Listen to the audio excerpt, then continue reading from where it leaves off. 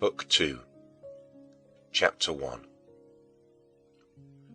I wish now to review in memory my past wickedness and the carnal corruptions of my soul, not because I still love them, but that I may love thee, O my God.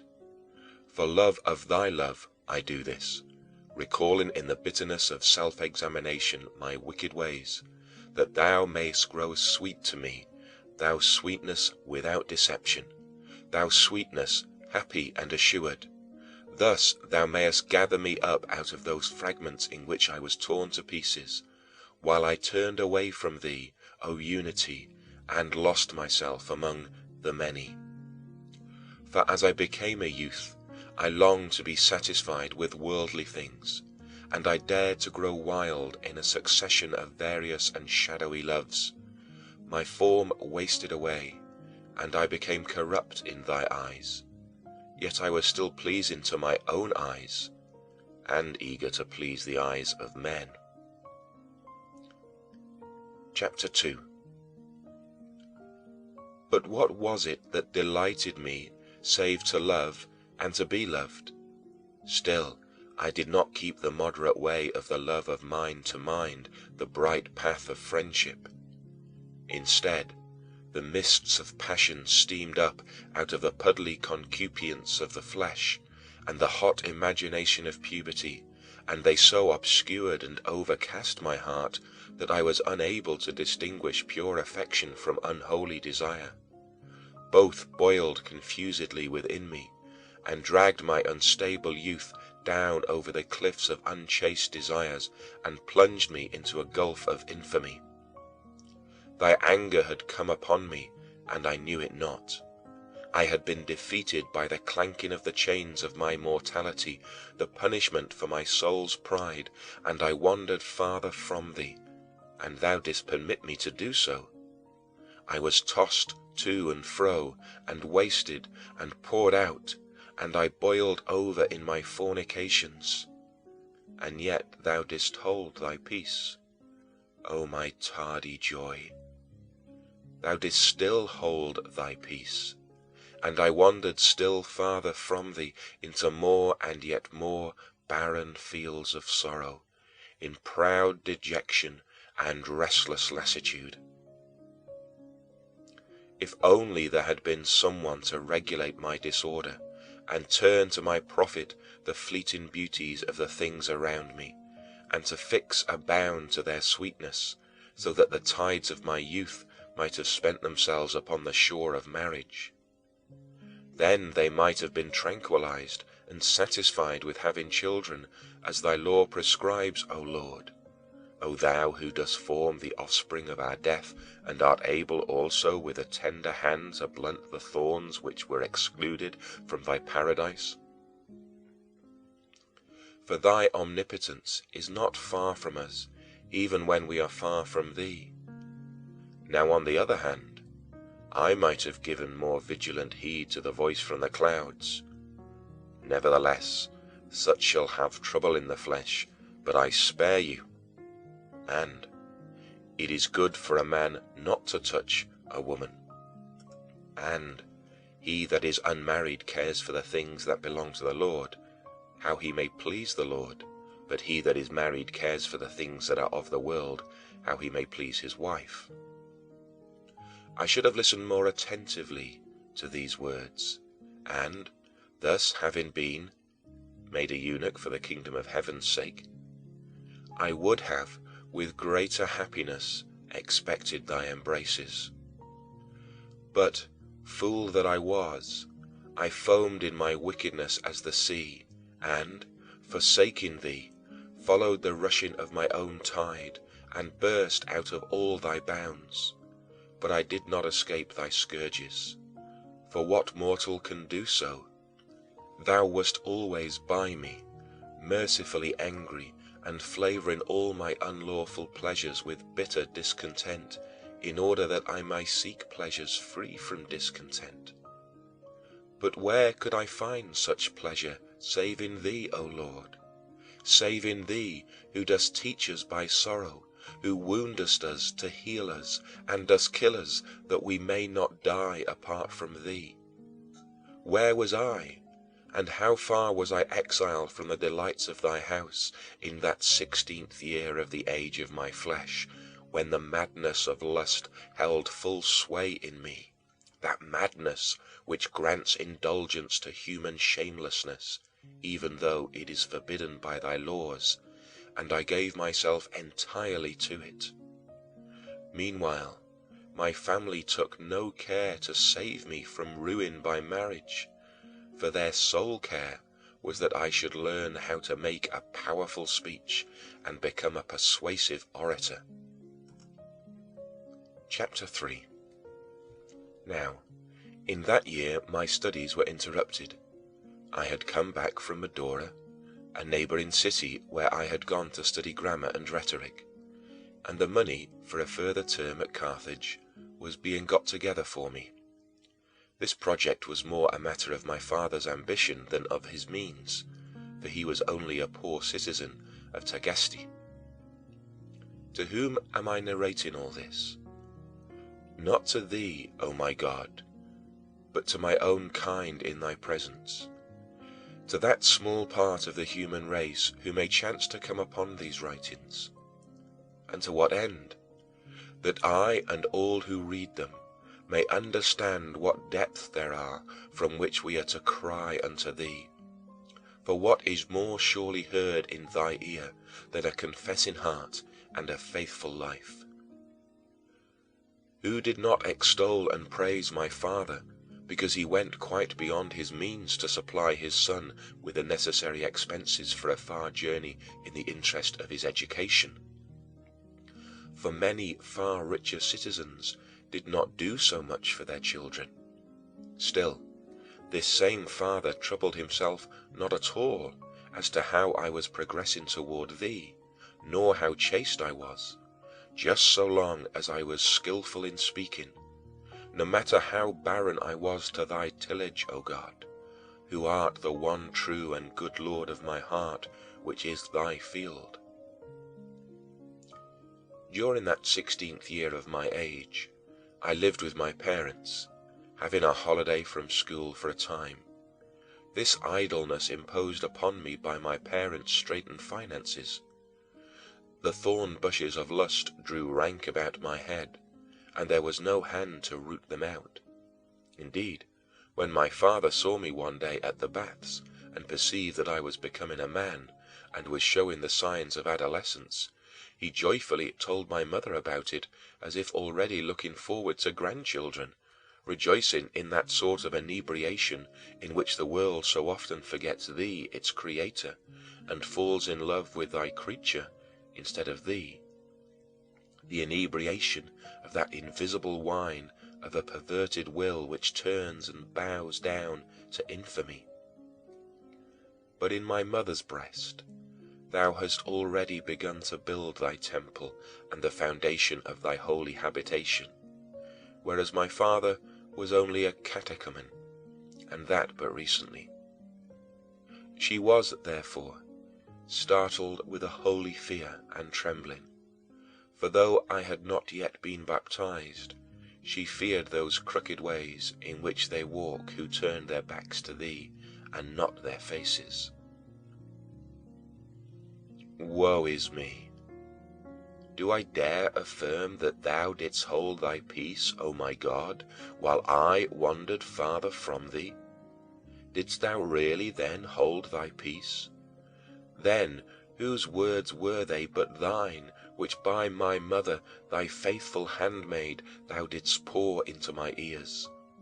None of them, however, sank into my heart to make me do anything.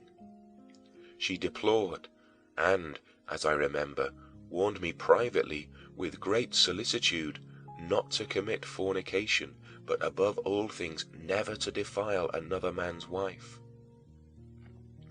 These appeared to me but womanish counsels, which I would have blushed to obey. Yet they were from thee, and I knew it not. I thought that thou wast silent, and that it was only she who spoke. Yet it was through her that thou didst not keep silent toward me, and in rejecting her counsel I was rejecting thee, I, her son, the son of thy handmaid, thy servant. But I did not realize this, and rushed on headlong with such blindness that among my friends I was ashamed to be less shameless than they, when I heard them boasting of their disgraceful exploits. Yes, and glorying all the more the worse their baseness was. What is worse, I took pleasure in such exploits, not for the pleasure's sake only, but mostly for praise. What is worthy of vituperation except vice itself? Yet I made myself out worse than I was, in order that I might not go lacking for praise. And when in anything I had not sinned as the worst ones in the group, I would still say that I had done what I had not done, in order not to appear contemptible because I was more innocent than they, and not to drop in their esteem because I was more chaste. Behold, with what companions I walked the streets of Babylon. I rolled in its mire and lolled about on it, as if on a bed of spices and precious ointments. And drawing me closely to the very center of that city, my invisible enemy trod me down and seduced me, for I was easy to seduce. My mother had already fled out of the midst of Babylon, and was progressing, albeit slowly, towards its outskirts. For in counseling me to chastity, she did not bear in mind what her husband had told her about me. And, although she knew that my passions were destructive even then and dangerous for the future, she did not think that they should be restrained by the bonds of conjugal affection, if, indeed, they could not be cut away to the quick. She took no heed of this, for she was afraid lest a wife should prove a hindrance and a burden to my hopes. These were not her hopes of the world to come, which my mother had in thee, but the hope of learning, which both my parents were too anxious that I should acquire, my father because he had little or no thought of thee, and only vain thoughts for me; my mother because she thought that the usual course of study would not only be no hindrance, but actually a furtherance toward my eventual return to thee. This much I conjecture, recalling as well as I can the temperance of my parents. Meantime, the reins of discipline were slackened on me, so that without the restraint of due severity I might play at whatsoever I fancied, even to the point of dissoluteness. And in all this there was that mist which shut out from my sight the brightness of thy truth, O my God. And my iniquity bulged out, as it were, with fatness. Chapter 4. Theft is punished by thy law, O Lord, and by the law written in men's hearts, which not even ingrained wickedness can erase. For what thief will tolerate another thief stealing from him? Even a rich thief will not tolerate a poor thief who is driven to theft by want. Yet I had a desire to commit robbery, and did so, compelled to it by neither hunger nor poverty, but through a contempt for well-doing and a strong impulse to iniquity. For I pilfered something which I already had in sufficient measure, and of much better quality. I did not desire to enjoy what I stole, but only the theft and the sin itself. There was a pear tree close to our own vineyard, heavily laden with fruit, which was not tempting either for its color or for its flavor. Late one night, having prolonged our games in the streets until then, as our bad habit was, a group of young scoundrels, and I among them, went to shake and rob this tree. We carried off a huge load of pears, not to eat ourselves, but to dump out to the hogs, after barely tasting some of them ourselves. Doing this pleased us all the more because it was forbidden.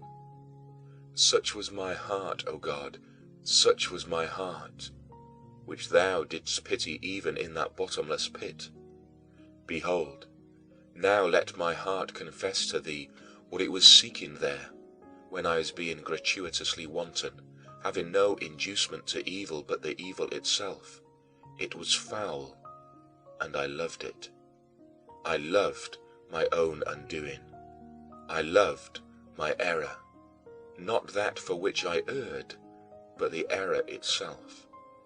A depraved soul, falling away from security in thee to destruction in itself, seeking nothing from the shameful deed but shame itself. Chapter 5. Now, there is a comeliness in all beautiful bodies, and in gold and silver and all things. The sense of touch has its own power to please, and the other senses find their proper objects in physical sensation. Worldly honor also has its own glory, and so do the powers to command and to overcome, and from these there springs up the desire for revenge. Yet, in seeking these pleasures, we must not depart from thee, O Lord, nor deviate from thy law. The life which we live here has its own peculiar attractiveness, because it has a certain measure of comeliness of its own and a harmony with all these inferior values. The bond of human friendship has a sweetness of its own, binding many souls together as one. Yet because of these values, sin is committed, because we have an inordinate preference for these goods of a lower order, and neglect the better and the higher good, neglecting thee, O our Lord God, and thy truth and thy law. For these inferior values have their delights, but not at all equal to my God, who hath made them all. For in him do the righteous delight, and he is the sweetness of the upright in heart.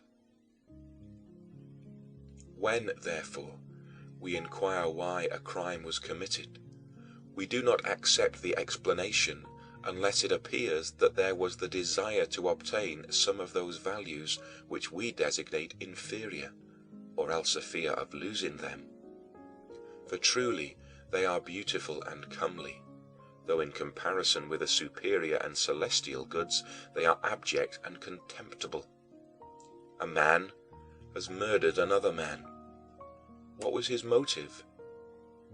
Either he desired his wife or his property, or else he would steal to support himself, or else he was afraid of losing something to him, or else, having been injured, he was burning to be revenged. Would a man commit murder without a motive, taking delight simply in the act of murder? Who would believe such a thing?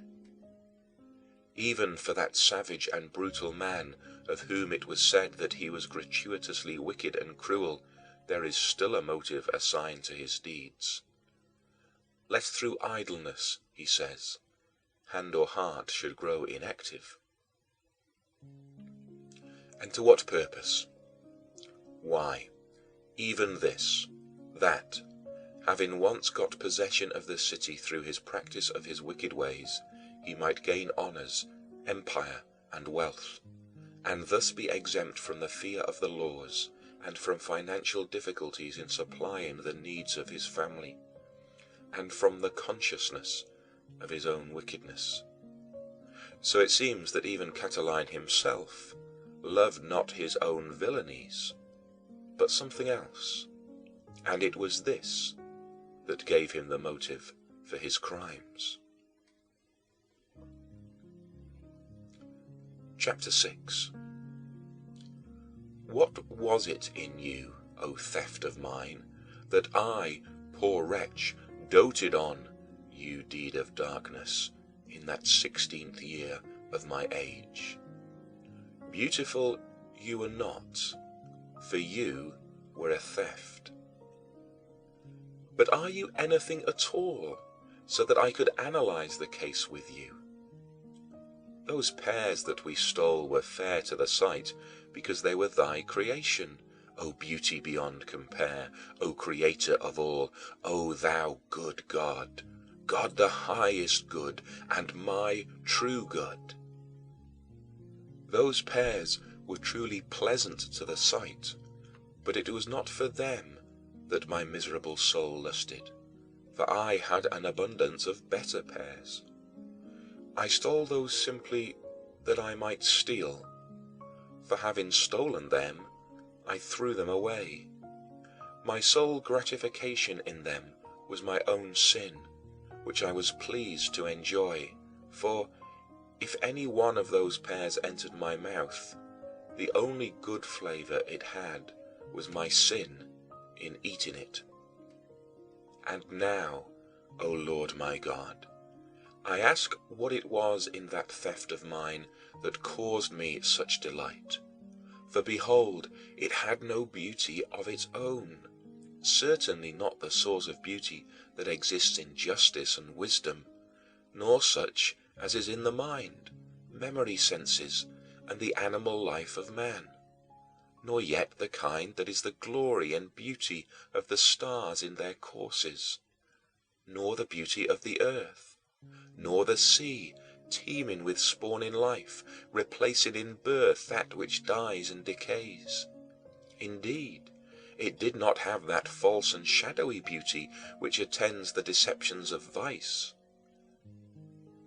For thus we see pride wearing the mask of high-spiritedness, although only thou, O God, art high above all. Ambition seeks honor and glory, whereas only thou shouldst be honored above all and glorified forever. The powerful man seeks to be feared because of his cruelty, but who ought really to be feared but God only? What can be forced away or withdrawn out of his power? When or where or whither or by whom? The enticements of the wanton claim the name of love, and yet nothing is more enticing than thy love, nor is anything loved more healthfully than thy truth, bright and beautiful above all. Curiosity prompts a desire for knowledge, whereas it is only thou who knowest all things supremely.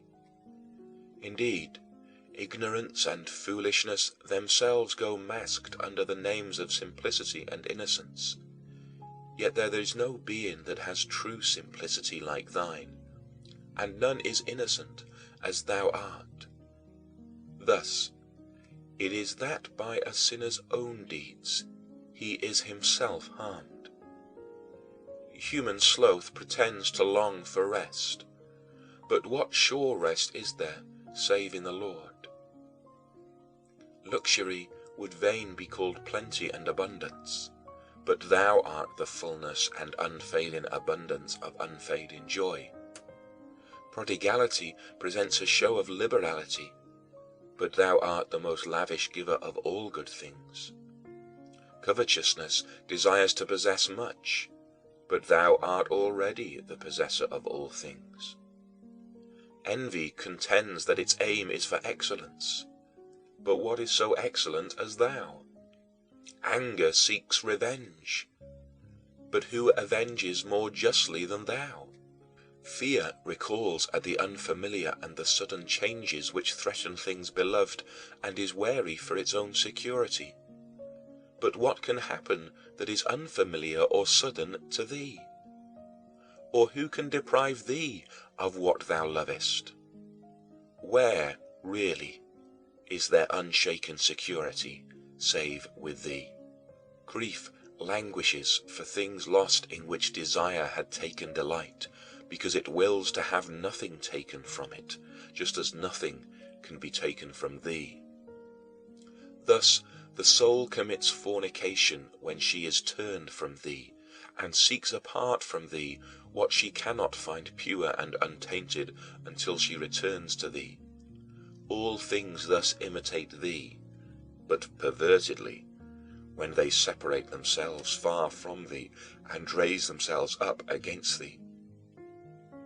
But even in this act of perverse imitation, they acknowledge thee to be creator of all nature, and recognize that there is no place whither they can altogether separate themselves from thee.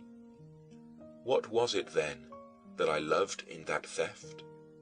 And wherein was I imitating my Lord, even in a corrupt and perverted way? Did I wish, if only by gesture, to rebel against thy law, even though I had no power to do so actually, so that, even as a captive, I might produce a sort of counterfeit liberty, by doing with impunity deeds that were forbidden in a deluded sense of omnipotence? Behold this servant of thine, fleeing from his Lord and following a shadow. O rottenness, O monstrousness of life and abyss of death! Could I find pleasure only in what was unlawful, and only because it was unlawful? Chapter 7. What shall I render unto the Lord for the fact that while my memory recalls these things, my soul no longer fears them? I will love thee, O Lord, and thank thee, and confess to thy name, because thou hast put away from me such wicked and evil deeds. To thy grace I attribute it, and to thy mercy, that thou hast melted away my sin as if it were ice. To thy grace also I attribute whatsoever of evil I did not commit. For what might I not have done, loving sin as I did, just for the sake of sinning? Yea, all the sins that I confess now to have been forgiven me, both those which I committed willfully, and those which, by thy providence, I did not commit. What man is there who, when reflecting upon his own infirmity, dares to ascribe his chastity and innocence to his own powers, so that he should love thee less, as if he were in less need of thy mercy, in which thou forgivest the transgressions of those that return to thee? As for the man who, when called by thee, obeyed thy voice, and shunned those things which he here reads of me, as I recall and confess them of myself, let him not despise me. For I, who was sick, have been healed by the same physician by whose aid it was that he did not fall sick, or rather was less sick than I. And for this let him love thee just as much, indeed all the more, since he sees me restored from such a great wickedness of sin by the selfsame Saviour by whom he sees himself preserved from such a weakness. Chapter 8. What profit did I, a wretched one, receive from those things which, when I remember them now, cause me shame? Above all, from that theft, which I loved only for the theft's sake. And, as the theft itself was nothing, I was all the more wretched in that I loved it so. Yet by myself alone I would not have done it. I still recall how I felt about this then. I could not have done it alone. I loved it then because of the companionship of my accomplices with whom I did it. I did not, therefore, love the theft alone. Yet indeed, it was only the theft that I loved, for the companionship was nothing. What is this paradox? Who is it that can explain to me but God, who illumines my heart and searches out the dark corners thereof? What is it that has prompted my mind to inquire about it, to discuss and to reflect upon all this? For had I at that time loved the pears that I stole and wished to enjoy them, I might have done so alone, if I could have been satisfied with a mere act of theft by which my pleasure was served. Nor did I need to have that itching of my own passions inflamed by the encouragement of my accomplices. For since the pleasure I got was not from the pears, it was in the crime itself, enhanced by the companionship of my fellow sinners. Chapter 9. By what passion, then, was I animated? It was undoubtedly depraved and a great misfortune for me to feel it, but still, what was it? Who can understand his errors? We laughed because our hearts were tickled at the thought of deceiving the owners, who had no idea of what we were doing and would have strenuously objected. Yet again, why did I find such delight in doing this which I would not have done alone? Is it that no one readily laughs alone? No one does so readily, but still sometimes, when men are by themselves and no one else is about, a fit of laughter will overcome them when something very droll presents itself to their sense or mind. Yet alone I would not have done it. Alone I could not have done it at all. Behold, my God, the lively review of my soul's career is laid bare before thee. I would not have committed that theft alone. My pleasure in it was not what I stole, but rather the act of stealing. Nor would I have enjoyed doing it alone. Indeed, I would not have done it. O friendship all unfriendly, you strange seducer of the soul, who hungers for mischief from impulses of mirth and wantonness, who craves another's loss without any desire for one's own profit or revenge, so that when they say, "Let's go, let's do it," we are ashamed not to be shameless. Chapter 10. Who can unravel such a twisted and tangled knottiness? It is unclean. I hate to reflect upon it. I hate to look on it. But I do long for thee, O righteousness and innocence, so beautiful and comely to all virtuous eyes. I long for thee with an insatiable satiety. With thee is perfect rest and life unchanging. He who enters into thee enters into the joy of his Lord, and shall have no fear, and shall achieve excellence in the excellent. I fell away from thee, O my God, and in my youth I wandered too far from thee, my true support. And I became to myself a wasteland. End of Book 2. Confessions by Saint Augustine.